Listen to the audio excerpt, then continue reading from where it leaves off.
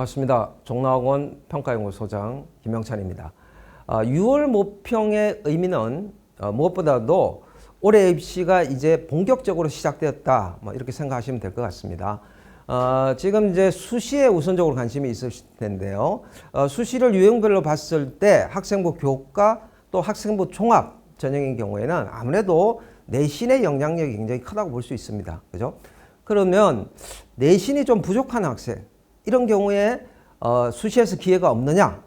그렇지는 않죠. 바로 논술 전형이 이런 학생들한테 굉장히 적절한 전형이다라고 볼 수 있는데요. 실제로 내신 성적이 4등급, 5등급 이렇게 되면 사실은 교과 전형이나 종합 전형에서 기회를 잡는다는 것이 거의 불가능하다고 볼 수 있습니다. 그런데 이 4등급, 5등급 대 학생들도 논술 전형을 통해서는 충분히 수시에서 기회를 잡을 수 있는 그런 전형이 바로 논술 전형입니다. 그래서 저는 이제 이 논술 전형에 대해서 좀 말씀을 드리려고 하는데요. 논술 전형이 올해 큰 변화는 없는데요. 세부적으로 보면 그래도 상당히 변화들이 있습니다. 그래서 올해 변화된 부분에 대해서 제가 좀 집중적으로 말씀을 드리고 또 이 변화된 부분에 대해서 어떻게 적절히 대응할 것인가 여기까지 좀 말씀을 드리도록 하겠습니다. 변화 포인트 첫 번째, 논술 전형을 신설한 대학이 있죠. 서경대와 홍익대, 세종이 논술 전형을 신설했습니다. 그래서 논술 전형에서 주요 대학들이 논술 전형의 모집 인원을 조금 줄였는데요. 이 신설 대학이 있기 때문에 전체 인원은 작년과 올해 큰 변화가 없다, 이렇게 보시면 될 것 같고요. 그 다음 두 번째 변화 포인트는 논술 비중이 높아졌다는 겁니다. 그래서 성균관대가 60에서 100%로 올렸고요. 덕성여대도 80에서 100%로 비중을 올렸습니다. 그 다음 한양대가 80에서 90%, 숙명여대가 70에서 90%, 서울여대는 70에서 80%, 그리고 중앙대가 60에서 70%. 많은 대학들이 논술 비중을 올렸다. 이 얘기는 뭐냐면 논술 전형에서 논술의 영향력은 그만큼 커지고 반대로 학생부의 영향력은 그만큼 줄어들었다, 이렇게 보시면 될 것 같은데요. 제가 이제 올해 기준으로 학생부, 논술 전형에서 학생부 반영 비율을 좀 정리를 해놨는데요. 대체적으로 보시면 30%가 가장 많습니다. 가톨릭대, 경북대, 경희대, 고려대, 세종, 강원대, 당국대, 동국대, 부산대, 서울과기대, 서울시립대, 성신여대, 세종대, 이화여대, 인하대, 중앙대, 한국기술교대, 한국외대, 한양대, 에리카까지 30% 반영을 하는데요. 30%라고 하더라도 이게 비중이 꽤 큰 거 아니냐, 이렇게 생각할 수 있는데요. 이것은 외형상 반영 비율입니다. 중요한 것은 실질 반영 비율인데요.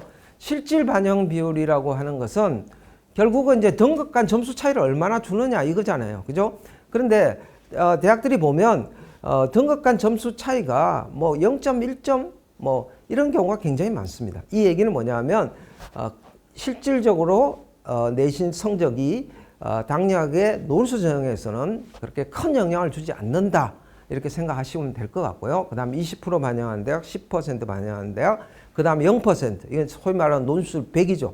이건 다시 말씀드리면 오로지 논술 성적에 따라 당락이 좌우되는, 내신은 전혀 영향을 미치지 않는 그런 경우가 건국대, 덕성여대, 성균관대 올해 100이 됐죠. 그 다음 연세대, 항공대, 요 대학들은 학생부를 전혀 반영하지 않습니다. 그렇게 알고 계시면 될 것 같고요. 그 다음 세 번째 포인트는 자연 계열에서 과학 논술을 폐지한 대학이 있습니다. 성균관대와 건국대, 논술 전형이 상당히 중요한 대학인데요.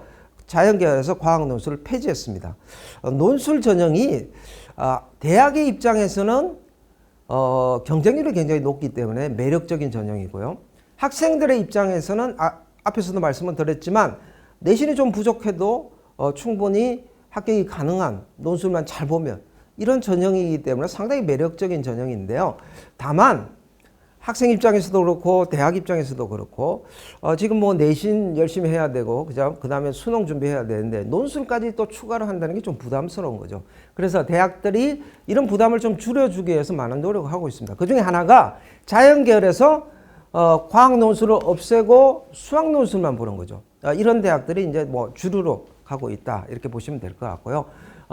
그 외에도 문제 수준도 예전보다 조금 난이도를 낮춰가지고 수능을 준비하면서 같이 병행해서 준비하는데 큰 문제가 없는 이런 수준으로 내려고 많은 노력을 하고 있습니다. 그래서 사실 학생들 입장에서 논술 준비를 하는 부담은 예전보다 많이 줄어들었다 이렇게 보시면 될 것 같고요. 그래서 지금 현재 올해 기준으로 과학 논술을 실시하는 대학은 몇 군데 안 됩니다. 그래서 제가 좀 말씀을 드리면 경희대 의예과가 과학 논술을 실시합니다. 과학 시험 범위는 1, 2가 되겠는데요. 그다음 중앙대가 과학 논술을 하죠. 역시 시험 범위는 1, 2입니다. 그다음에 요 중앙대 같은 건 과학 선택입니다. 그래서 뭐 한 과목을 선택해서 시험을 볼 수 있는 거고요. 서울여대는 통합과학형이라 그래서 요즘 특이한 유형입니다.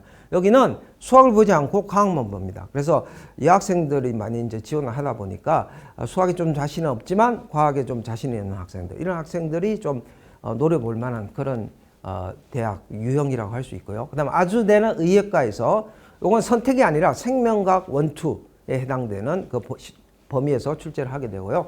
그다음 연세대가 과학이 있죠. 연대가 사실은 뭐 전반적으로 사실은 이제 논술이 가장 까다로운 대학이라고 할 수 있습니다. 인문계열도 마찬가지고 자연계열도 마찬가지. 그래서 연대가 왜 이렇게밖에 할 수 없느냐, 왜 까다롭게 될 수밖에 없느냐. 이것은 논술의 변별력을 굉장히 높게 가져가야 되는 거죠. 수능 체제도 없죠. 논술 100이죠. 그러니까 그럴 수밖에 없습니다. 근데 가장 까다로운 대학이 이제 연대인데요. 연대는 그러니까 수학 논술이 있고 과학 논술, 과학 선택입니다. 그래서 선택해서 시험, 물화생지 중에 선택해서 시험을 볼 수 있는 이런 시스템으로 되어 있습니다.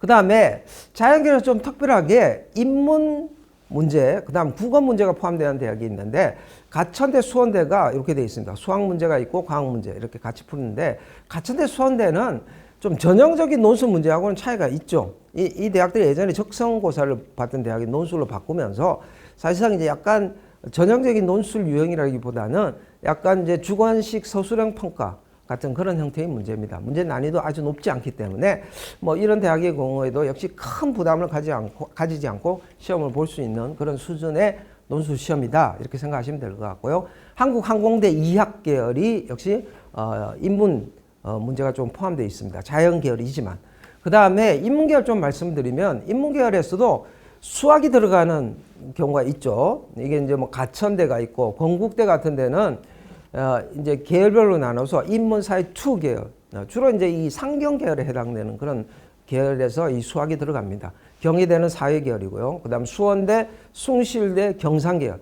그다음에 연대는 뭐 기본적으로 수학이 들어갑니다. 그다음 이화여대 인문 2 사회 계열 쪽입니다. 그다음에 중앙대가 경영경제, 한국항공대, 한양대 상경 이런 데서는 이제 인문 계열에서도 수학이 들어가는데 이 경우에는 수학의 변별력이 굉장히 높아요. 그래서 수학을 못하는 학생들은 사실상 합격하기 좀 어렵습니다. 그래서 인문 계열에서도 내가 좀 수학에 자신이 있는 학생이다 하면 이런 유형을 좀 선택하면 합격의 가능성이 굉장히 높을 수 있다. 뭐 요거는 이제 기본적으로 좀 알아야 될 내용이기 때문에 말씀을 드리고요. 그 다음에 이제 수능 체제가 조금 변경된 부분들이 있는데요. 수능 체제를 좀 완화한 대학들이 꽤 있습니다. 서울여대가 1개 영역 3등급으로 올해 뭐 대폭 완화를 했고요. 성균관대는 탕구를 2과목 평균에서 1과목 기준으로 바꿨습니다. 이 부분도 2과목을 평균해서 등급 맞추기 굉장히 어렵거든요. 그럼 이렇게 본다면 상당히 완화된 것이다. 1과목 기준으로 바꿨으니까. 그 다음에 세종대가 역시 이제 2합 4에서 2합 5로 인문계열은, 자연계열은 2합 5에서 6으로 완화를 했고요. 이화여대도 뭐 자연계열에서 수능체제를 상당히 완화했고요. 중앙대도 역시 탐구 반영 방식을 2과목 평균에서 1과목으로 바꿔서 학생들 부담을 뭐 대폭 줄여줬다. 이렇게 볼 수 있고요. 그 다음 숭실대는 반대로 수능 체제를 좀 강화한 케이스입니다. 그래서 이게 이제 2개 영역 등급 합 6에서 올해 4로 좀 대폭 올렸습니다. 인문계열이. 자연계열은 2합 7에서 2합 5로 수능 체제를 강화했는데요. 대신 탐구는 2과목 평균에서 1과목 기준으로 조금 부담을 줄여줬는데 전체적으로 봤을 때 역시 좀 수능 체제가 강화됐다. 이렇게 볼 수 있는데요. 여기서 좀 특징적인 거 올해 보시면 탐구 2과목 평균에서 1과목 기준으로 많은 대학이 바꾸고 있죠. 이것도 추세인 것 같아요. 그래서 사실상 뭐 서울대, 연대, 고대 정도 제외하면 대부분의 대학들이 다 수능 체제를 적용할 때 탐구 2과목 기준에서 1과목 기준으로 바꿨습니다. 학생들 부담을 줄여주자는 건데요. 이렇게 되니까 재학생들 같은 경우에는 우선 수시에서 수능 최저 맞추는 게 우선 급하죠. 그러다 보니까 대부분 많은 학생들이 이런 전략으로 가고 있는 거죠. 한 과목에 집중해서 여기서 내가 수능 최저를 맞추겠다. 어떻게 보면 이제 수시를 생각했을 때는 적절한 전략이라고 할 수 있는데요. 또 이게 정시로 가게 되면 두 과목 반영이니까 이게 수시에서는 좋을 수 있지만 정시에 가서는 이게 굉장히 큰 마이너스가 될 수도 있습니다. 그래서 이런 부분들을 좀 잘 고려해서 전략을 짜야 될 것 같고요. 이걸 좀 뒤집어서 말씀을 드리면 정시를 타겟으로 하는 특히 재수생, 삼수생의 경우에는 이 탐구에서 굉장히 재학생들보다는 굉장히 큰 강점을 가질 수 있는 그런 부분이 있다는 거죠. 재학생들은 아무래도 수능 체제를 1차적으로 고려를 하다 보니까 탐구 한 과목에 좀 집중하는 이런 경향이 충분히 나타날 수밖에 없어요. 그죠? 그러면 오히려 정시에 가면 이게 굉장히 마이너스 요인이 될 수 있고, 반대로 재수생이나 반수생 이런 경우에는 탐구에 조금 더 신경을 써서 두 과목에서 좀 다 좋은 점수를 받으면 정시에서는 재학생에 비해서 굉장히 유리한 그런 포인트, 아주 차별화된 포인트가 될 수 있다. 그 말씀 좀 참고적으로 말씀을 드리도록 하고요. 일정인데요. 수능 이전이 있고 수능 이후가 있죠. 지금 수능 이전의 논술을 보는 대학은 연세대, 그다음 성신여대, 서울시립대, 홍익대, 가톨릭대, 경기대, 서경대까지 있습니다. 가톨릭대가 작년에 수능 이후에서 올해 수능 이전으로 이제 바뀌었는데요. 지금 7개 대학이 수능 이전에 보고 있죠. 그죠? 나머지 대학들은 전부 수능 이후입니다. 그래서 일단 내가 정시를 타겟으로 하면서 같이 논술 전형을 병행한다.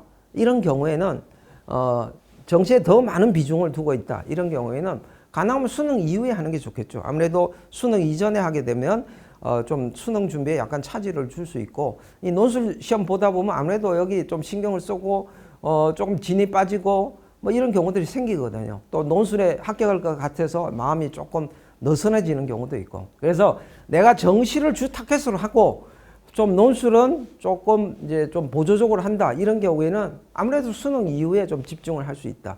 그리고 또 이런 포인트도 있어요. 우리가 이제 수시에서 내가 수능이 어느 정도 나올지 모르니까 약간 보험용으로 지원하는 경우도 있잖아요. 그죠? 그래서 만약 수능이 잘 나오면 이 수시를 포기를 하고 정시로 가야 되는데, 이 경우에는 수능 이후에 논술이 있는 경우에 지원을 해야 되죠. 수능 이전에 보면 이것은 포기할 수가 없잖아요. 그죠? 합격하면 가야 돼요. 그럼 이제 수능 성적이 잘 나오더라도 소위 말하는 수시 납치가 되는 거거든요. 그래서 이런 부분들을 좀 잘 활용하는 그런 전략도 좀 필요하다, 이렇게 말씀을 드리고요. 그 다음에 이제 대학들이 모의 논술을 하죠. 모의 논술을 뭐 안 하는 대학도 있지만, 이게 이제 올해 학생들한테 올해 논술 시험이 이렇게 출제가 됩니다라고 이제 미리 알려주는 거죠. 그래서 시험이 이렇게 출제되니까 이렇게 좀 대비를 하십시오, 이렇게 알려주는 건데요. 그래서 논술 전형에 좀 관심이 있는 학생들은 내가 좀 지원하려고 하는 대학의 모의 논술을 볼 수 있으면 좀 가능하면 시험을 한번 보는 게 좋죠. 대체적으로 한 뭐 6월, 7월, 뭐 8월까지 이렇게 이제 시험을 보는데요. 지금 보시면 온라인 응시가 있고 고교별 시행이 있는데요. 이 고교별 시행이라고 하는 것은 학교에 가서 이제 시험을 본다는 얘기입니다. 그래서 학교에서 시험을 본다는 얘기이기 때문에 이것은 주로 재학생들 위주로 이루어지기 때문에 재수생이나 반수생의 경우에는 참가하기가 사실상 좀 어려운 그런 형태라고 볼 수 있는데요. 반면에 이제 온라인 응시 같은 경우는 뭐 재수생, 뭐 반수생 같은 경우에도 그 날짜를 맞춰서 접수를 하게 되면 시험을 볼 수 있습니다. 그러니까 이런 것도 좀 활용을 하는 것을 좀 생각을 하고 접수 일자, 시행 일자 이런 것들을 좀 확인할 필요가 있다 말씀드리고요. 그 다음에 의학학 계열이 이제 뭐 올해 뭐 가장 큰 관심사죠. 올해만 그런 게 아니라 계속해서 그렇게 하는데, 특히 이제 뭐 약대를 이제 그 학부 모집을 하게 되면서 더 이제 이 부분 이 의학학 계열에 대한 관심이 뭐 더 높아지고, 또 재수생들도 많이 지원하고 반수생 뭐 이런 학생들 많이 지원을 하는데요. 뭐 아무래도 이제 이 의학학 계열의 경쟁이 치열한데요. 논술 전형으로도 이 의학학 계열의 진학이 가능합니다. 일단 보시면 의대가 논술 전형으로 119명을 선발합니다. 가톨릭대 같은 경우는 19명, 부산대 17명, 경희대 15명 이런 식이니까 꽤 많은 인원을 뽑는다 볼 수 있죠. 의대 뭐 정말 좁은 문인데 전체적으로 119명을 선발하고 치대가 26명, 한의대가 21명, 수의대 16명, 약대 78명, 중앙대 약학부 같은 경우에 논술로서 22명을 선발합니다. 22명을 선발하니까 꽤 많은 인원을 논술을 뽑고 있기 때문에 논술로서도 이 약학 계열이 진학이 가능하다. 요건 좀 말씀을 드리고요. 그런데 문제는 이 의대나 약대나 뭐 치대나 이런 경우에 논술 전형에서 뭐 내신은 크게 문제가 안 되는데요. 결국 수능 최저 충족이 1차적으로 큰 관문입니다. 굉장히 높은 수준의 수능 최저 요구하거든요. 의대 같은 경우 보시면 중앙대 의학과 의학부, 성균관대 의학과, 울산대 의학과는 4개 영역 등급합 5가 최저 기준입니다. 4개 영역 등급합 5라는 것은 뭐 1등급 3개, 2등급 1개죠. 그 조합밖에 없잖아요. 그러니까 이 조합을 맞춘다는 게 굉장히 어려운 일인데 뭐 다른 대학들도 굉장히 높은 수준입니다. 그래서 지금 이 의학학 계열의 논술 전형은 1차적으로는 수능 최저 충족이 뭐 1차적인 관문이라고 할 수 있습니다. 그래서 사실 의대나 이 약대나 이 논술 전형 뭐 수백 대 1이 경쟁이 되는데요.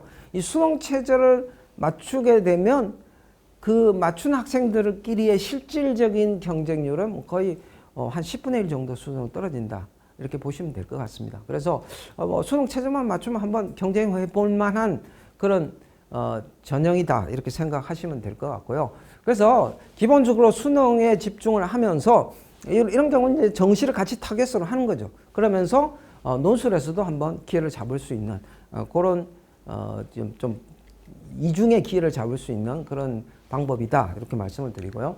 약대도 마찬가지입니다. 중앙대 약학부가 수능 최저 제일 센데요. 약대 중에서 4개 영역 등급합 5입니다. 1, 1, 1, 2 조합만이 가능한 그런 형태로 요구하고 있고요. 연세대 약학과는 연세대가 수능 최저가 없잖아요. 여기는 오로지 논술로서 정말 승부를 볼 수 있는 대신 뭐 경쟁은 굉장히 치열하다라고 생각을 하셔야 될 것 같고요. 논술 전형에 이제 합격하기 위해서 지금 뭐 모의 논술도 한번 보고 그죠? 그 대학의 유형에 맞춰서 준비를 잘 해야 되는데요. 그 논술 시험이라는 게 기본적으로 뭐 대학별 고사니까 내가 지원하려는 대학의 유형에 적절하게 맞춰서 준비를 하는 것이 굉장히 중요한데요. 또 하나 중요한 게 있습니다. 실전 연습을 많이 해야 된다는 겁니다. 우리가 뭐 수능 시험도 실전이 중요하잖아요. 시간 배분도 잘 해야 되고, 그죠? 실전에서 여러 가지 이제 그 뭔가 실수하는 것도 좀 극복할 수 있는 그런 연습도 많이 해야 되고, 그런데 논술도 마찬가지예요. 뭐 시간이 그렇게 많지 않기 때문에 시간 배분이라든지 실제 답안을 작성하는 요령, 그렇죠? 똑같이 뭐 문제를 풀었다고 해도 그 답안에 작성하는 그 어떤 요령이라고 그럴까요? 얼마나 그 논리적 과정을 빠짐없이 잘 적었느냐. 그 논리적 과정을 내가 뭐 다 안다 그래서 그냥 중간에 뛰어넘으면 다 간종이거든요. 그래서 이런 것을 이제 실전 연습을 많이 해야 되는데요. 그래서 논술 선생님들이 뭐 최소한 실전 연습을 최소한 10번 이상은 해야 된다. 이런 말씀을 하시는데요. 실전 연습 뭐 물론 기출 문제를 가지고 하겠지만 사실 논술 문제가 많지가 않거든요. 그래서 종로학원에는 논술 연구소가 있어서 사실은 오랫동안 이 논술 모의고사를 하고 있습니다. 그래서 이런 종로학원의 논술 모의고사를 활용해서 실전 연습을 하는 것도 상당히 큰 도움이 될 거라고 생각하기 때문에 제가 조금 안내를 드리면 종로학원 논술 모의고사는 뭐 종로 학원생들이 기본적으로 보지만 외부생들도 구매를 해서 논술 모의고사에 응시할 수 있습니다. 그래서 4월, 6월, 7월, 9월 4번을 시행을 하는데요. 저희가 이제 이것을 패키지 형태로 뭐 판매를 하고 그렇게 합니다. 그래서 논술 모의고사 보게 되면 저희가 서면 첨삭, 꼼꼼하게 서면 첨삭을 해서 학생들이 내가 어떤 부분에서 좀 부족했는가, 뭐 답은 맞게 나오더라도 그 과정이 잘못되는 경우도 있거든요. 그리고 저희가 오랜 경험을 가진 논술 강사들이 객관적인 평가를 해서 또 학생의 실력을 평가해 주기 때문에 내가 어느 정도 논술에서 좀 경쟁력이 있는가 이런 부분들도 뭐 판단해 볼 수 있는 그런 시험이 되기 때문에 실질적으로 논술 전형을 준비하는 학생들한테는 상당히 도움이 많이 되는 그런 시험이다. 이거 좀 제가 소개를 드리고요. 제가 이제 논술 전형 위주로 좀 말씀을 드렸습니다. 그래서 앞에서 말씀드렸지만 6월 모평은 올해 입시가 이제 본격적으로 스타트가 됐다. 물론 이제 뭐 3월부터 시작이 됐지만 이제 본격적인 스타트, 6월 모평이 이제 시험이 이제 끝났기 때문에 곧 이제 성적도 나오고 이렇게 되면 내가 이제 정시 일단 이제 수시부터 생각하시겠지만 제가 좀 말씀드리고 싶은 것 중에 하나는 6월 모평 기준으로 내가 정시에서 어디쯤 갈 수 있는가 이것도 좀 꼭 확인해 보시면 좋을 것 같아요. 그래서 종락원 홈페이지 궁금하시면 들어오시면 지금 현재도 자기 성적이 있으면 정시 합격 예측이라는 부분이 있어요. 거기에 자기 성적을 넣으면 내가 정시에서 어디쯤 갈 수 있다 이런 부분이 어느 정도 나오거든요. 그걸 토대로 해서 그럼 수시에서는 어디까지 어느 정도에서 지원을 하고 그 다음에 수시에서는 내가 일단 지금 시점에서는 교과로 갈지 종합으로 갈지 논술로 갈지 이런 부분은 이제 결정을 해야 돼요. 그래서 거기에 맞춰서 잘 준비를 하셔야 되는데요. 이런 과정을 한 단계 한 단계씩 잘 준비를 해서 올해 입시에서 성공적인 결과가 있기를 바라면서 오늘 제 설명 마치도록 하겠습니다. 감사합니다.